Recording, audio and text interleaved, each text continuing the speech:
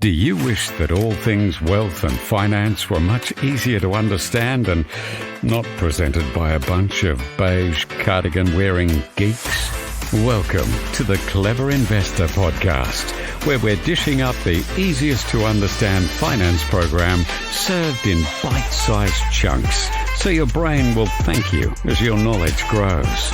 Hosted by the brilliant Owen Taylor, a multiple award-winning expert with a glorious knack for explaining the complex world of wealth in the simplest of ways. Hey clever investors, and welcome to another show. You know, everything that we do in life involves some kind of risk. And a high risk activity that for the large part we partake in every day is driving our cars. Over the last 2 decades or so, we've seen a huge leap in the number of electromechanical devices on cars, and they're all there to help us avoid accidents or to protect us in the event of an accident happening. Now, if you've only been driving within the last 20 years, you will pretty much take for granted that cars have seatbelts, anti-lock brakes, and airbags. All these items have evolved to protect us from injury. But just the fact that we know that they're there gives us another level of security. Now, go with me as I take you through this analogy of wearing a seatbelt. I know the risk of driving, what could happen to me, but I have absolutely no plan on crashing my car whenever I drive. However, I will still wear my seatbelt. This, in turn, gives me the confidence to drive on the freeway. I know that if there is an incident, my anti-lock brakes are going to help me stay in control as much as they can help. And if there is a crash, my seatbelt is there and all of the airbags will no doubt be going off as well to help protect me. But I can tell you that if none of that equipment was in my car, I would be driving around at about 20 kilometers an hour and freaking out if anybody else goes whizzing past me. These protection devices give me confidence. So if I link all of that back to investing, no matter what we decide to participate in, whether it's property, shares, or even Bitcoin, there's a risk. And it always has and always will take courage to invest and hold investments. The fear of potentially taking a loss is too great for so many Australians, and they never end up investing, therefore missing out on building wealth and ultimately the lifestyle for the retirement that they wish they could have. However, in the world of investing, we do have our own versions of seatbelts, anti-lock brakes and airbags, and these all come under the heading of insurances. Now, the simple dictionary definition of insurance is an arrangement by which a company undertakes to provide a guarantee of compensation for specified loss, damage, illness, or death in return for a payment of a specified premium. So in other words, you pay us, and if something happens, we'll give you some money. So here's a question. Do you think you're appropriately insured? In the event of that unforeseen circumstance arriving in your life, the general rule of thumb is to be able to recover as soon as possible, ultimately not losing the assets that you've worked hard to build up, and certainly not leaving you or your loved ones facing mountains of debt. So let's look at what I feel are some of the key insurances that all Australians should have. Number 1, life insurance. Now, life insurance works in the same way as our car insurance. Basically, you pay a monthly premium to your insurer, and if something goes wrong, inevitably this may be death, your life insurance provider will cover the financial side.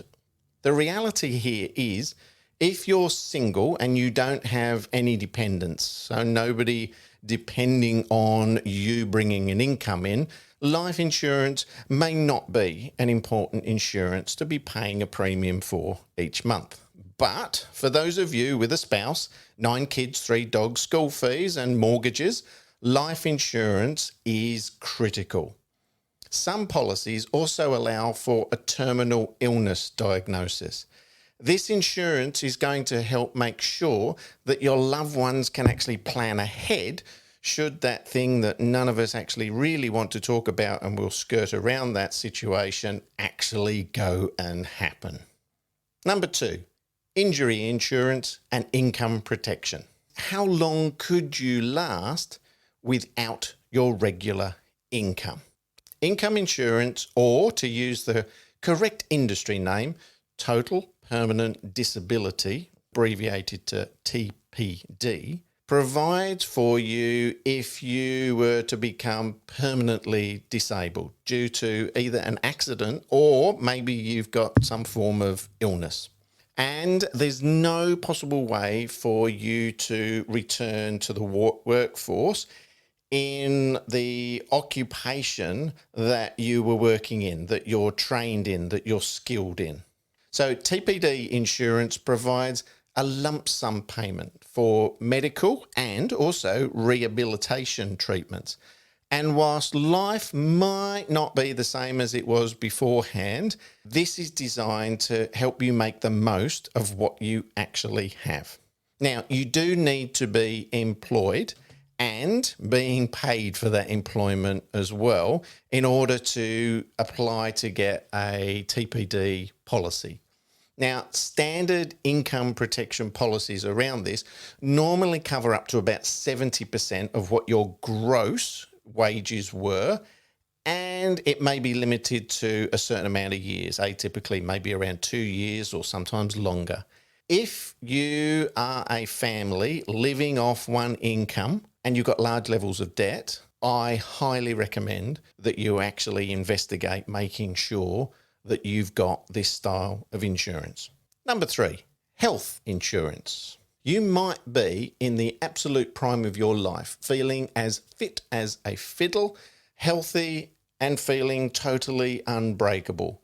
But health insurance offers a very wide range of policies that are going to ensure you're not faced with an excessive medical bill should you become sick or injured. And that could be not just from a road accident, it could be from a sporting injury as well. Now, depending on your budget, there's going to be a variety of health insurance policies available. And some of them are just as confusing as trying to pick a mobile phone plan.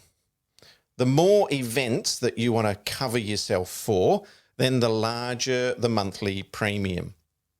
These range from top private hospital cover to basic public hospital cover. All types are designed to help reduce medical expenses in the case of an emergency, or it can actually get you more immediate hospital treatment. So you come out of the public system and you go into the private system. Buying health insurance might mean you also don't have to pay the Medicare levy surcharge of up to 1.5% of your total annual taxable income. Now, the aim of this surcharge is to encourage anybody that owns over $90,000 a year to take out private hospital cover. And that, in turn, is designed to help reduce the demand on the public health system. Number 4, vehicle insurance. So we're talking about whether you've got a car, your 4-wheel drive, or a motorbike. By law, we're all required to have compulsory third-party insurance, CBT, or known in New South Wales as the green slip. It's all part of the fee of registering our motor vehicles on the road. Now, this insurance provides cover for people who may be injured or killed in a motor vehicle accident that's involved your vehicle.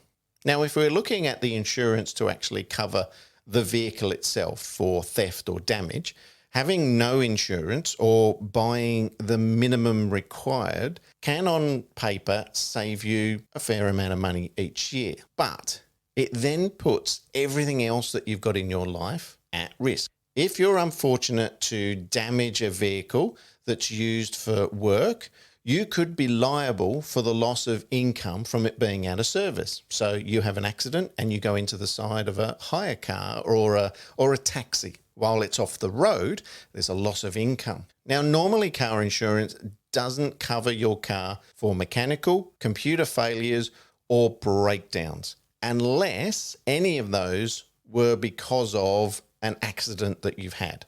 And another tip here as well is don't put the wrong fuel in your car because you're just not covered by insurance. I was in a service station last year and somebody had unfortunately put diesel into their petrol car. It doesn't work. If you're contemplating earning some extra money by doing some ride sharing, some Ubering or whatever the other services are, you'll actually need a different type of insurance for your vehicle.